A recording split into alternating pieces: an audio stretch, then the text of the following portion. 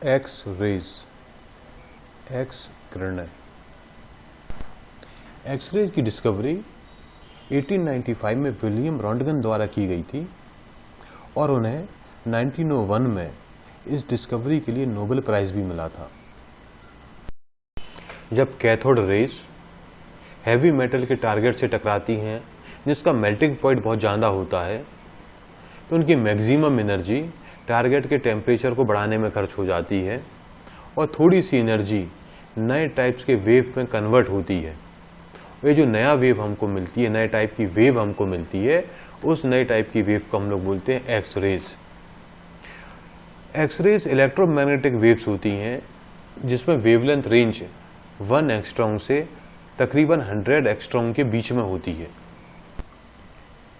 Production of X rays. Doctor William Coolidge ने 1913 में x ray को प्रोड्यूस करने की ट्यूब डिजाइन की थी और इस ट्यूब को कॉलिज ट्यूब या मॉडर्न एक्सरे ट्यूब के नाम से भी जाना जाता है।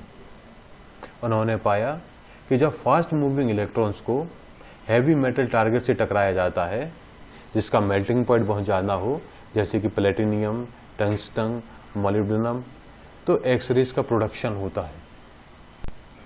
इस ग्लास ट्यूब के अंदर वैक्यूम होता है और साथ में कैथोड और टारगेट टी भी रहता है।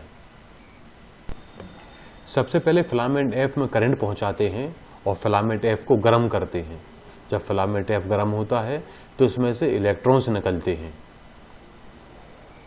अब कैथोड और एनोड के बीच में बहुत ज़्यादा पोटेंशियल डिफरेंस होता है, तो फिलामेंट एफ से जो इलेक्ट्रॉन्स निकले हैं जब वो टारगेट की तरफ जाते हैं तो उनकी वेलोसिटी बहुत ज़्यादा होती है, उनकी एनर्जी बहुत ज़्यादा हो जाती है। अब ये हाई काइनेटिक एनर्जी के इलेक्ट्रॉन्स जब टारगेट टी से टकराते हैं तो एकदम से उनकी वेलोसिटी हो जाती है 0। जब उनकी वेलोसिटी 0 होती है तो उनकी एनर्जी अब कन्वर्ट होगी। 98% एनर्जी हीट एनर्जी में कन्वर्ट हो जाती है और बाकी जो 2% एनर्जी बचती है वो 2% एनर्जी एक नई वेव में कन्वर्ट होती है और इसी नई वेव को हम लोग एक्स रेज कहते हैं। अब टारगेट टी या जो एनोड है हमारा, एनोड में 3 पॉइंट्स बहुत ज़रूरी हैं। पहला, उसका एटॉमिक वेट बहुत ज़्यादा होना चाहिए ताकि हम हार्ड एक्स रेज को प्रोड्यूस कर सकें। दूसरा, उसका मेल्टिंग पॉइंट बहुत ज़्यादा होना चाहिए क्योंकि जब ये बम्बार्डमेंट ऑफ इलेक्ट्रॉन्स होते हैं, बहुत फास्ट मूविंग इलेक्ट्रॉन्स जब इस टारगेट से टकराते हैं तो वो इसको हीट ट्रांसफ़र करते हैं, इसलिए इसका मेल्टिंग पॉइंट बहुत ज़्यादा हो ताकि ये मेल्ट ना कर सके। और तीसरा, इसकी हाई थर्मल कंडक्टिविटी हो, इसकी जो तापीय चालकता है वो बहुत ज़्यादा होनी चाहिए। हाई थर्मल कंडक्टिविटी इसलिए होनी चाहिए क्योंकि जब टारगेट टी गर्म होता है तो वो जो हीट जनरेट हो रही है उस जनरेटेड हीट को आगे ट्रांसफ़र कर सके। अब चूंकि टारगेट टी से लगातार इलेक्ट्रॉन्स बम्बार्ड हो रहे हैं, वो गर्म हो रहा है तो उसको कूल डाउन भी करना है, तो उसको कूल डाउन करने के लिए आप डायग्राम में भी देख रहे हैं हम कंटिन्यूस वाटर की सप्लाई करते हैं। वाटर की सप्लाई इसलिए करते हैं क्योंकि ये एक तरफ से एरो अंदर की तरफ दिख रहा है, मतलब यहाँ से पानी जा रहा है, टारगेट के पास जाता है, टारगेट को ठंडा करता है, उससे हीट एनर्जी लेता है और गर्म पानी बाहर निकल जाता है। इसलिए continuous flow of water target T में किया जाता है। एक्सरेज 2 तरह की होती हैं, सॉफ्ट एक्सरे और हार्ड एक्सरे। जिन एक्सरेज की वेवलेंथ 4 एंगस्ट्रॉम या उससे ज़्यादा होती है, यानी कि उनकी फ्रीक्वेंसी कम होती है और उनकी एनर्जी कम होती है, तो ऐसे एक्सरेज को सॉफ्ट एक्सरेज कहते हैं। इनको सॉफ्ट एक्सरे इसलिए भी कहा जाता है क्योंकि इनकी पेनिट्रेटिंग पावर बहुत कम होती है और ये कंपैरेटिवली लो पोटेंशियल डिफरेंस में भी प्रोड्यूस हो सकती हैं। जिन एक्सरेज की वेवलेंथ 1 एंगस्ट्रॉम के आसपास होगी, मतलब उनकी फ्रीक्वेंसी ज़्यादा होगी, उनकी एनर्जी ज़्यादा होगी, तो उनको हार्ड एक्सरेज कहा जाता है। हार्ड एक्सरेज की पेनिट्रेटिंग पावर बहुत ज़्यादा होती है और hard X rays high potential difference पे प्रोड्यूस होते हैं।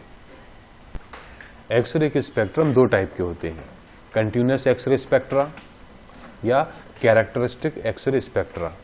कंटिन्यूस एक्सरे स्पेक्ट्रा को हम हिंदी में निरंतर एक्सरे स्पेक्ट्रा कहते हैं और कैरेक्टरिस्टिक एक्सरे स्पेक्ट्रा को विशेषता एक्सरे स्पेक्ट्रा के नाम से जाना जाता है। कंटिन्यूस एक्सरे स्पेक्ट्रा में सभी संभव वेवलेंथ होती है जो कि एक लोअर लिमिट से शुरू होती है और हायर लिमिट पर जाके खत्म होती है, जैसा कि विजिबल लाइट के केस में भी होता है।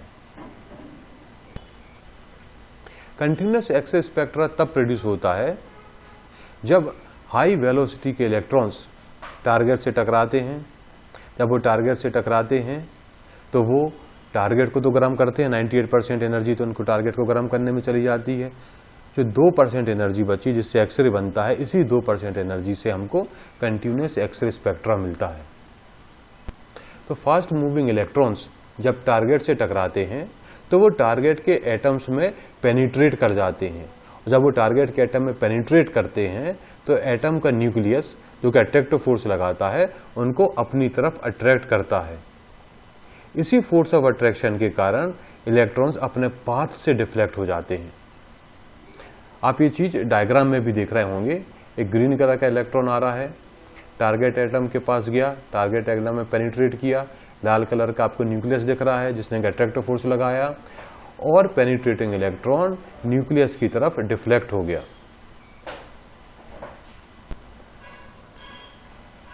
तो ये इलेक्ट्रॉन्स जो न्यूक्लियस की तरफ अट्रैक्ट हो रहे हैं वो डी एक्सेलरेट होंगे, उनके एक्सेलरेशन धीमे धीमे कम होगा। जब उनका एक्सेलरेशन कम होगा तो उनकी एनर्जी डिक्रीज होगी। तो अभी जो लॉस ऑफ एनर्जी है रिटार्डेशन के कारण, जो लॉस ऑफ एनर्जी है, ये loss of energy continuous X ray के फॉर्म में हमको मिलती है। तो कंटिन्यूस एक्सरे स्पेक्ट्रा में हमको कंटिन्यूस रेंज ऑफ फ्रीक्वेंसीज और वेवलेंथ जो कि लैम्डा मिनिमम से शुरू होती है एक अपर लिमिट तक जाती है, वो कंटिन्यूस फॉर्म में हमको यहाँ पे स्पेक्ट्रा प्राप्त होता है। तो मिनिमम वेवलेंथ जो हमें मिल रही है वो एनोड वोल्टेज पर डिपेंड करती है। यदि पोटेंशियल डिफरेंस एनोड और कैथोड के बीच में V है तो फॉर्मूला होता है EV is equal to, energy का फॉर्मूला है EV is equal to H nu is equal to HC lambda. चूंकि फ्रीक्वेंसी मैक्सिमम होती है और वेवलेंथ मिनिमम है, इसलिए हमने न्यू को मैक्सिमम लिखा है और वेवलेंथ लैम्डा को मिनिमम में हम लोगों ने डिनोट किया है। तो EV is equal to H nu is equal to HC upon lambda. Lambda को आप ऊपर ले जाएंगे तो EV नीचे आ जाएगा, तो यही फॉर्मूला हो जाएगा lambda minimum is equal to HC upon EV, जहां H प्लैंक्स कांस्टेंट है, C लाइट की वेलोसिटी है, E इलेक्ट्रॉन का चार्ज है। इन सब की जब हम वैल्यू रखेंगे, H की वैल्यू आपको पता है 6.6 cross 10 to the power -34 joule second होती है। C वेलोसिटी ऑफ लाइट जिसकी वैल्यू होती है 3 cross 10 to the power 8 metre per second, और E इलेक्ट्रॉन का चार्ज जिसकी वैल्यू होती है 1.6 cross 10 to the power -19 joule. ये सब जब हम वैल्यूज इस फॉर्मूले में रखेंगे तो लैम्डा मिनिमम हमको मिलेगा। Lambda minimum is equal to 12,400 per volt angstrom. इसका ये मतलब हुआ कि दिए हुए ऑपरेटिंग वोल्टेज में प्रत्येक मेटल टारगेट के लिए मिनिमम वेवलेंथ एक समान होती है। अगेन आई एम रिपीटिंग, दिए हुए ऑपरेटिंग वोल्टेज के लिए प्रत्येक मेटल टारगेट में वेवलेंथ, जो मिनिमम वेवलेंथ है, वो एक समान होती है। कैरेक्टरिस्टिक एक्सरे स्पेक्ट्रा में हमको जो वेवलेंथ है वो पीक के फॉर्म में मिलती है, और ये जो पीक वेवलेंथ रहती है वो कंटिन्यूस स्पेक्ट्रम में सुपर इम्पोज हो जाती है। और ये जो पीक्स हमको मिलती हैं, ये पीक्स जो मटेरियल है हमारा, जो टारगेट का मटेरियल है, उसके कैरेक्टरिस्टिक पे डिपेंड करता है। कुछ फास्ट मूविंग इलेक्ट्रॉन्स जिनकी वेलोसिटी लाइट की वेलोसिटी का 1/10वां हिस्सा होती है, वो एटम से टकराते हैं, एटम के अंदर चले जाते हैं, और फिर वो जो टाइटली बाउंड इलेक्ट्रॉन्स हैं, एटम के जो K और L शेल्स होते हैं, उसमें जो टाइटली बाउंड इलेक्ट्रॉन्स होते हैं, उन इलेक्ट्रॉन्स को वो फ्री कर देते हैं, बाहर निकाल देते हैं। अब डायग्राम में आप देख भी रहे हैं कि एक फास्ट मूविंग इलेक्ट्रॉन चला आ रहा है, वो एटम में पेनिट्रेट किया और K शेल के इलेक्ट्रॉन से टकराया। K शेल का इलेक्ट्रॉन फ्री होके बाहर निकल जाएगा, और अब यहाँ जो वैकेंसी बनी है उस वैकेंसी को L शेल का इलेक्ट्रॉन फिल करेगा। तो अब L शेल का इलेक्ट्रॉन जब K शेल की वैकेंसी को फिल करता है तो वो कुछ एनर्जी रेडिएट करेगा और वो एनर्जी होगी EK माइनस EL के बराबर। और यहाँ पे जो हमको एक्सरे मिलेगी वो जो पीक मिलेगा उस पीक को हम लोग बोलते हैं K अल्फा लाइन।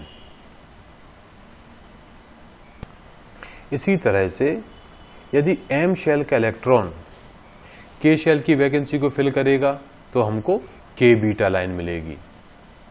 यदि M शेल का इलेक्ट्रॉन L शेल के इलेक्ट्रॉन की यहाँ जो वैकेंसी बनी है उसको फिल करता है तो आपको L अल्फा लाइन मिलेगी। तो जितनी भी वैकेंसीज K में फिल होंगी तो K अल्फा K बीटा के हिसाब से चलेगी। यदि वैकेंसी L में है तो हमको जो पीक्स मिलती है वो L अल्फा L बीटा के फॉर्म में मिलेंगी। इस तरह से हमको K L M के फॉर्म में पीक्स मिलती हैं और स्क्रीन पर आप इनको देख भी रहे हैं। तो जो रेडिएशन हमको मिलता है वो रेडिएशन टारगेट मटेरियल पे डिपेंड करता है, उसकी कैरेक्टरिस्टिक पे डिपेंड करता है। और X ray spectra, characteristic X ray spectra के केस में हमको पीक्स मिलती हैं, शार्प लाइंस मिलती हैं, जैसा कि आप डायग्राम में देख रहे हैं।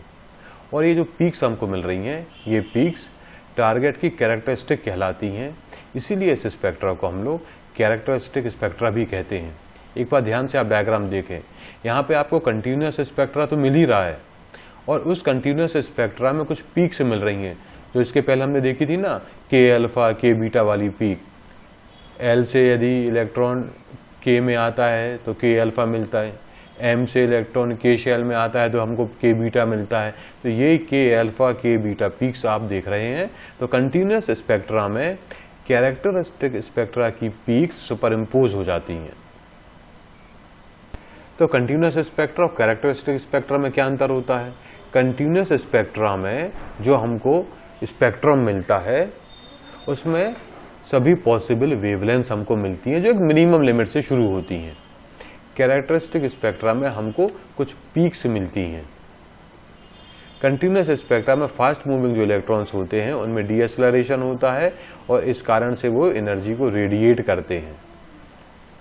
कैरेक्टरिस्टिक स्पेक्ट्रा में जो फास्ट मूविंग इलेक्ट्रॉन्स हैं वो इनर शेल से इलेक्ट्रॉन निकालते हैं, उसके बाद उसके ऊपर वाली शेल का इलेक्ट्रॉन नीचे वाली शेल में ट्रांजिट करता है तो एनर्जी रेडिएट होती है जो कि पीक्स के फॉर्म में हमको मिलती है। कंटिन्यूस एक्सरे स्पेक्ट्रा में जो हमको स्पेक्ट्रा मिलता है उसके जो मिनिमम वेवलेंथ है वो एप्लाइड पोटेंशियल पे डिपेंड करती है। कैरेक्टरिस्टिक एक्सरे के केस में जो स्पेक्ट्रम हमको मिलता है वो टारगेट मटेरियल के एटम पे डिपेंड करता है, उसकी कैरेक्टरिस्टिक पे डिपेंड करता है।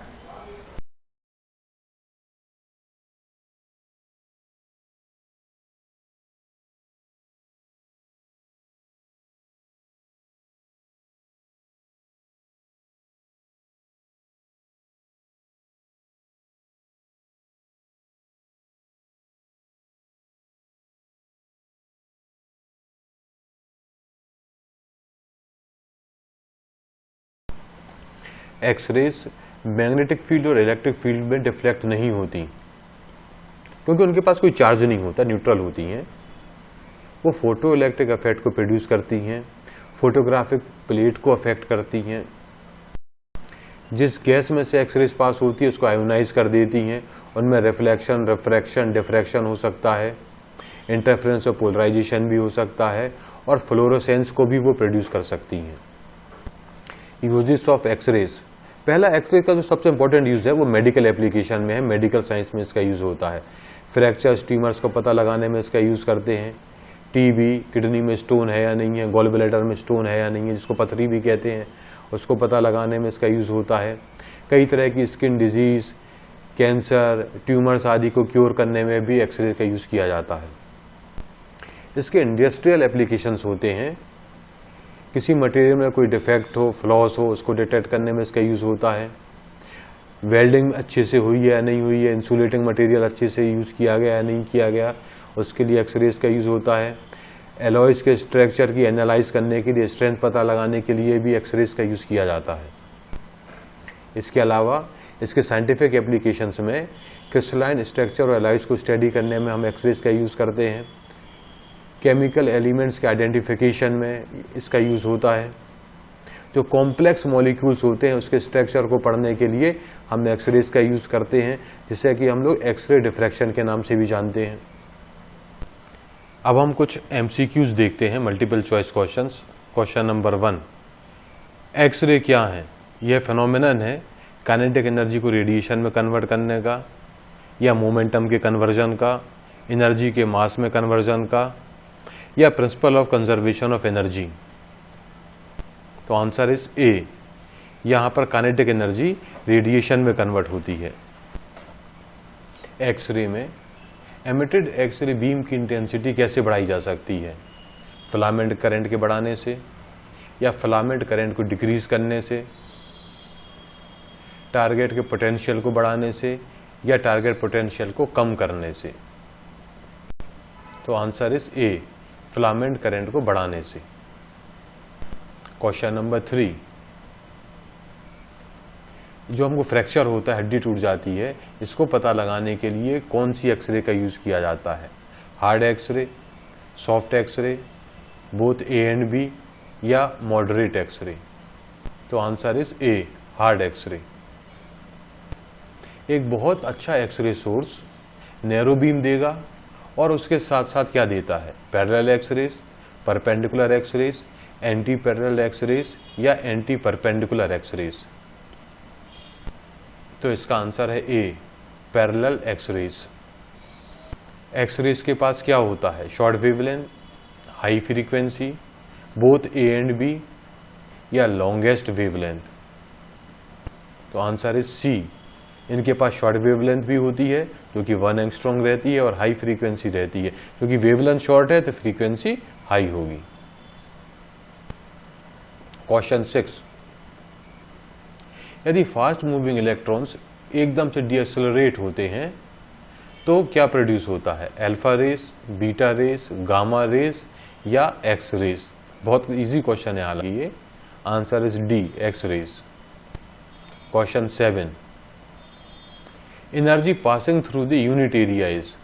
किसी यूनिट एरिया से जो एनर्जी पास होती है वो क्या होगी? Intensity of X ray, frequency of X ray, wavelength of X ray, या एम्पलीट्यूड ऑफ एक्सरे।